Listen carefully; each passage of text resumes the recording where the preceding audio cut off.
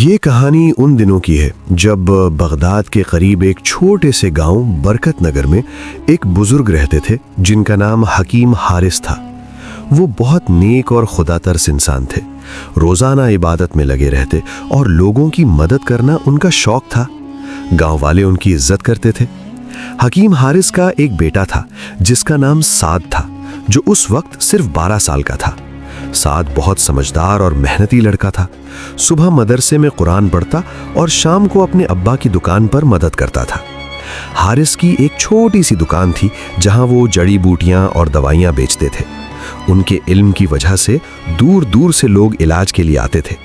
اگر کوئی غریب ہوتا تو وہ اس سے پیسے نہیں لیتے تھے، کہتے تھے اللہ نے مجھے علم دیا ہے تو لوگوں کی خدمت فرض ہے۔ ایک دن بادل گھر آئے اور زور سے بارش شروع ہو گئی۔ اتنی بارش ہوئی کہ ندی کا پانی گاؤں میں گھس گیا۔ لوگوں کو اپنے گھر چھوڑنے پڑے۔ سب پریشان تھے، حارث اور سعد بھی۔ حارث نے سعد سے کہا، بیٹا یہ اللہ کی مرضی ہے، ہمیں صبر کرنا چاہیے۔ سعد نے پوچھا، ابا اگر اللہ مہربان ہے تو اتنی تکلیف کیوں دیتا ہے؟ حارث مسکرا دیے، اللہ کی ہر بات میں حکمت ہوتی ہے جو ہم شروع میں نہیں سمجھ پاتے۔ جب بارش رکی تو انہوں نے دیکھا کہ ان کی دکان کی چھت گر گئی تھی اور ساری دوائیاں خراب ہو گئی تھیں۔ حارث کے چہرے پر کوئی غم نہیں تھا۔ انہوں نے کہا، شکر ہے اللہ کا، ہم صحیح سلامت ہیں، دکان تو پھر بن جائے گی۔ سعد کو سمجھ نہیں آیا کہ ابا اتنے خوش کیوں ہیں۔ حارث نے سمجھایا، بیٹا جب کوئی مصیبت آتی ہے تو اس میں بھی اللہ کی کوئی حکمت ہوتی ہے۔ ہو سکتا ہے اس مصیبت سے ہمیں کسی بڑی پریشانی سے بچایا گیا ہو۔ اگلی صبح حارث اور سعد نئی دکان کے لیے جگہ دیکھنے نکلے۔ گاؤں کے دوسرے حصے میں جہاں پانی نہیں گیا تھا، انہوں نے ایک چھوٹی سی دکان کرائے پر لے لی۔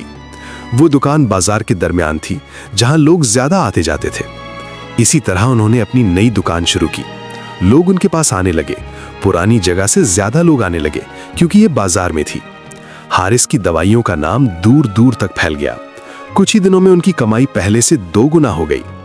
ایک شام جب وہ دکان بند کر رہے تھے تو سعد نے ابا سے پوچھا، کیا آپ کو پہلے سے پتا تھا کہ یہ سب اچھا ہوگا؟ حارث نے جواب دیا، نہیں بیٹا، مجھے صرف اللہ پر بھروسہ تھا۔ جو بھی ہوتا ہے اس میں اللہ کی حکمت ہوتی ہے۔ کبھی وہ حکمت فوراً سمجھ نہیں آتی، لیکن وقت کے ساتھ ضرور سمجھ آتی ہے۔ کچھ مہینے گزر گئے۔ حارث اور سعد کی نئی دکان بہت اچھی چل رہی تھی، لیکن ایک دن ایک مسافر نے حارث کو ایک خط دیا۔ یہ خط ان کے پرانے دوست یونس کا تھا جو مدینہ میں رہتے تھے۔ یونس نے لکھا تھا کہ وہ بیمار ہے اور حارث سے ملنا چاہتے ہیں۔ حارث نے فیصلہ کیا کہ وہ مدینہ جائیں گے۔ انہوں نے سعد سے کہا، بیٹا میں یونس چچا سے ملنے جا رہا ہوں، تم کچھ دن دکان سنبھالو، تمہاری امی مدد کریں گی۔ سعد گھبرا گیا کیونکہ اس نے کبھی اکیلے دکان نہیں سنبھالی تھی۔ سعد نے کہا، ابا مجھے ڈر لگ رہا ہے، میں کیسے سنبھالوں گا؟ حارث نے پیار سے سعد کے سر پر ہاتھ رکھتے ہوئے کہا، ڈر مت بیٹا، اللہ تمہارے ساتھ ہے، میں جلدی واپس آ جاؤں گا۔ اس مشکل وقت میں بھی ضرور کوئی حکمت ہوگی۔ اگلی صبح حارث مدینہ کے لیے روانہ ہو گئے۔ سعد دل تھام کر دکان پر بیٹھا۔ پہلے دن کوئی خاص گاہک نہیں آیا۔ دوسرے دن ایک بوڑھا آیا جو بہت بیمار لگ رہا تھا۔ اس نے کہا، بیٹا مجھے بخار کی دوا چاہیے لیکن میرے پاس پیسے نہیں ہیں۔ سعد نے سوچا کہ اگر ابا ہوتے تو وہ بنا پیسے کے دوا دے دیتے۔ اس نے بوڑھے کو دوا دے دی اور کہا، آپ پیسے کی فکر مت کریں۔ بوڑھے نے سعد کو دعائیں دیں اور چلے گئے۔ سعد کو اچھا لگا کہ اس نے کسی کی مدد کی۔ تیسرے دن وہی بوڑھا واپس آیا، لیکن اس بار اس کے ساتھ ایک امیر آدمی تھا۔ بوڑھے نے کہا، یہ میرے بیٹے ہیں، کل مجھے تمہاری دی ہوئی دوا سے آرام ملا۔ میرا بیٹا تمہاری دکان سے دوائیاں خریدنا چاہتا ہے۔ امیر آدمی نے بہت ساری دوائیاں خریدی۔ وہ روز آتا اور ہمیشہ کچھ نہ کچھ خریدتا۔ ایک دن اس نے بتایا، میں شہر کے سردار کے لیے کام کرتا ہوں، سردار صاحب کی طبیعت ٹھیک نہیں ہے، کیا تمہارے ابا ان کے لیے کچھ کر سکتے ہیں؟ سعد نے کہا، ابا تو مدینہ گئے ہیں لیکن انہوں نے مجھے بہت کچھ سکھایا ہے۔ امیر آدمی نے سردار کی طبیعت کے بارے میں بتایا۔ سعد نے سوچ سمجھ کر کچھ جڑی بوٹیاں دیں اور کہا، انہیں پانی میں ابال کر سردار صاحب کو پلائیے گا۔ سردار صاحب کو سعد کی دی ہوئی دوا سے فائدہ ہوا۔ وہ خود دکان پر آئے اور سعد سے ملے۔ انہوں نے کہا، तुमने मेरी जान बचाई है। मैं चाहता हूं कि तुम हमारे गांव के रस्मी तबीब बन जाओ। साद हैरान रह गया। जब हारिस वापस आए तो साद ने सारी बात बताई। हारिस मुस्कुरा दिए और बोले, देखा बेटा, मेरा सफर तुम्हारे लिए कितना अच्छा साबित हुआ। अगर मैं यहां होता तो सरदार साहब तुमसे कभी ना मिलते। अल्लाह की हर बात में हिकमत है। तुम्हारे नसीब में जो लिखा था वो सामने आ गया। हारिस के वापस आने के बाद सरदार ने उन्हें अपने महल में बुलाया। सरदार ने कहा, आपका बेटा बहुत होशियार है। मैं चाहता हूं कि आप दोनों हमारे गांव के रस्मी तबीब बन जाएं। हारिस ने अल्लाह का शुक्र अदा किया और सरदार का भी शुक्रिया अदा किया। अब हारिस और साद के पास एक बड़ा मकान था और वो गांव के बेहतरीन तबीब के तौर पर जाने जाते थे। गरीब लोग भी इलाज के लिए आते क्योंकि हारिस कभी किसी को खाली हाथ नहीं भेजते थे। एक दिन एक मुसाफिर ने उनकी नई दुकान पर आकर खबर दी कि उनके पुराने मोहल्ले में आग लग गई थी। अगर वो वहां होते तो मुसीबत में फंस जाते। साद ने अब्बा की तरफ देखा और दोनों ने अल्लाह का शुक्र अदा किया। वक्त गुजरता गया और साद जवान होने लगा। उसके इल्म और नेक किरदार की वजह से लोग उससे बहुत मोहब्बत करते थे। लेकिन साद के दिल में एक ख्वाहिश थी। वो मक्का जाकर हज करना चाहता था। उसने अपने अब्बा से इजाजत मांगी। हारिस ने कहा, बेटा, तुम्हारी ख्वाहिश नेक है, लेकिन अभी काफिला जाने में 2 महीने हैं, तब तक तुम इंतजार करो। साद राजी हो गया, लेकिन उसके दिल में बेचैनी थी। वो जल्दी से जल्दी खाना काबा देखना चाहता था। इत्तेफाक से एक दिन एक ताजर का काफिला गांव से गुजरा जो मक्का जा रहा था। साद ने सोचा, क्यों ना मैं इसी काफिले के साथ चला जाऊं। उसने फैसला किया कि अब्बा को बताए बगैर जाएगा। रात को साद कुछ कपड़े और खाने का सामान लेकर चुपके से घर से निकल गया और काफिले के साथ मिल गया। सुबह होते ही हारिस को पता चला कि साद घर पर नहीं है। वो बहुत परेशान हुए। पड़ोसी के लोगों ने बताया कि उन्होंने साद को रात में ताजर के काफिले की तरफ जाते देखा था। हारिस समझ गए कि साद मक्का जाने की जल्दी में निकल गया है। उन्होंने अल्लाह से दुआ की, या अल्लाह, मेरे बेटे को तेरी हिफाजत में रखना। 3 दिन बाद वो एक छोटे से गांव में पहुंचे। सरदार ने साद से कहा, गांव में बीमारी फैल गई है, बहुत लोग मर रहे हैं। तुम्हारे अब्बा हकीम हारिस शायद यहां कुछ मदद कर सकें। साद ने सोचा कि शायद अल्लाह ने उसे यहां किसी मकसद के लिए भेजा है। उसने गांव वालों की बीमारी की जांच की। उसने पहचान लिया कि पानी में जहर मिल गया है। उसने सबको साफ पानी पीने की हिदायत दी और अपने अब्बा से सिखाई हुई जड़ी बूटियां दी। धीरे धीरे लोग सेहतयाब होने लगे। गांव वाले साद की बहुत इज्जत करने लगे। गांव का सरदार बहुत खुश हुआ और कहा, तुमने हमारी जान बचाई, हम तुम्हारे एहसानमंद हैं। सरदार ने बताया कि अगर साद चाहे तो एक दिन बाद निकलने वाले काफिले के साथ मक्का जा सकता है। साद को लगा कि अल्लाह ने उसे यहां तक लाने में भलाई रखी थी। अगर वो अपने अब्बा के साथ इंतजार करता तो शायद ये गांव वाले बच नहीं पाते। उसने अल्लाह का शुक्र अदा किया और एक खत लिखा जो वो अपने अब्बा के पास भेजना चाहता था। डाकू सरदार ने वादा किया कि वो खत पहुंचा देगा। उसने कहा, तुम फिक्र मत करो, मैं तुम्हारे अब्बा को खत दूंगा और तुमसे माफी भी मांग लूंगा कि तुम्हें यहां लाया। एक दिन बाद साद एक नए काफिले के साथ मक्का के लिए रवाना हुआ। उसके दिल में सुकून था। उसने सोचा, अब्बा सही कहते थे, अल्लाह की हर बात में हिकमत है। जो मुझे मुसीबत लग रही थी वो असल में इन गांव वालों के लिए राहत बन गई। नए काफिले के साथ साद का सफर आराम से चल रहा था। रास्ते में उसने कई मुसाफिरों से दोस्ती की। एक बूढ़ा शख्स था जो पहली बार हज के लिए जा रहा था। उसकी तबीयत अक्सर खराब रहती थी। साद उसका ख्याल रखता और दवाएं देता रहता। एक दिन काफिला एक बड़े शहर में रुका। शहर का नाम डेमस्कस था। साद ने सोचा कि वो शहर देख ले और कुछ दवाएं भी खरीद ले। वो बाजार में गया जहां बहुत भीड़ थी।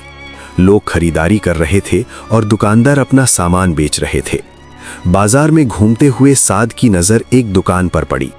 वहां एक बूढ़ा दुकानदार बहुत परेशान लग रहा था। बूढ़ा बोला, मैं हकीम जाहिद हूं। पिछले 30 साल से ये दुकान चला रहा हूं। अब मेरी आंखों की रोशनी कम हो गई है और मैं दवाइयां ठीक से नहीं बना पा रहा। मेरी बीवी भी चल बसी और कोई औलाद नहीं है। साद को हकीम जाहिद पर तरस आया। उसने कहा, मैं भी एक हकीम का बेटा हूं। मेरा नाम साद है। अगर आप चाहें तो मैं आपकी मदद कर सकता हूं। हकीम जाहिद खुश हुए और साद से दवाइयाँ बनाने में मदद मांगी।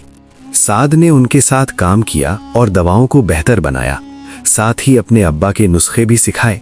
हकीम जाहिद की दुकान पर फिर से गाहक आने लगे और उनके चेहरे पर रौनक लौट आई। काफिला आगे बढ़ना था, लेकिन हकीम जाहिद ने साद से कहा, बेटा, मैं अकेला हूँ और तुम मेरे लिए अल्लाह का तोहफा हो, क्या तुम कुछ दिन यहाँ रुक सकते हो? साद ने सोचा कि मक्का तो हमेशा रहेगा, लेकिन इस बूढ़े की मदद करना भी नेक काम है। उसने फैसला किया कि वो कुछ हफ्तों के लिए दमिश्क में रहेगा। उसने काफिले के लीडर को बताया और उनसे वादा किया कि वापस आने पर वो उनके साथ जाएगा। एक दिन एक शख्स की खिदमत करने वाला शख्स साद के पास आया और एक खत दिया जो हकीम हारिस का था। खत में लिखा था, बेटा, मुझे पता चला कि तुम दमिश्क में हो। मैं फिक्रमंद था, लेकिन अब खुश हूँ। अल्लाह की हिकमत देखो, तुम हकीम जाहिद के पास पहुँचे जो मेरे पुराने दोस्त हैं। साद हैरान हुआ। उसने हकीम जाहिद से पूछा, क्या आप मेरे अब्बा को जानते हैं? हकीम जाहिद मुस्कुराए, हाँ बेटा, हारिस मेरे बचपन के दोस्त हैं। हमने साथ में टिब सीखी थी, फिर जिंदगी ने हमें अलग कर दिया। अल्लाह की हिकमत देखो, उसने तुम्हें मेरे पास भेजा। हकीम जाहिद ने साद को बताया, बेटा, मैं और तुम्हारे अब्बा बचपन में साथ पढ़ते थे, फिर मैं दमिश्क आया और वो बगदाद। कई साल पहले मैंने हारिस को खत लिखा था कि मेरी आंखों की रोशनी जा रही है और कोई वारिस नहीं है, लेकिन जवाब नहीं मिला। साद ने कहा, अल्लाह ने मुझे आपके पास भेजा है, मैं आपकी मदद करूंगा। हकीम जाहिद खुश हुए और बोले, तुम मेरे बेटे जैसे हो, मैं तुम्हें वो इल्म सिखाऊंगा जो किसी को नहीं सिखाया। कुछ हफ्तों में साद ने हकीम जाहिद से ऐसे नायाब नुस्खे सीखे जो बहुत कीमती थे। हकीम जाहिद के पास ऐसे पुराने नुस्खे थे जो अब कहीं नहीं मिलते थे। साद दिन रात मेहनत करके सब सीखता गया, उसका इल्म बढ़ता गया। एक दिन हकीम जाहिद बीमार पड़ गए। उन्होंने साद से कहा, बेटा, मेरी उम्र अब पूरी होने वाली है। मैं चाहता हूं कि ये दुकान और सारे नुस्खे तुम्हारे हो जाएं। तुम मेरे जैसे हकीम बन सकते हो। साद रो पड़ा और उनके हाथ चूम लिए। हकीम जाहिद ने साद को एक चाबी दी और कहा, इससे मेरी अलमारी खोलो, उसमें मेरी किताबें और मेरी दौलत है, सब तुम्हारा है। जब साद ने अलमारी खोली तो उसमें कई कीमती किताबें और सोने के सिक्के थे। साथ ही एक पुराना खत भी था। वो खत हकीम हारिस का था जो उन्होंने हकीम जाहिद को भेजा था। वो खत 9 साल पुराना था, जब साद बहुत छोटा था। साद हैरान हुआ और सोचा, अल्लाह की क्या हिकमत है।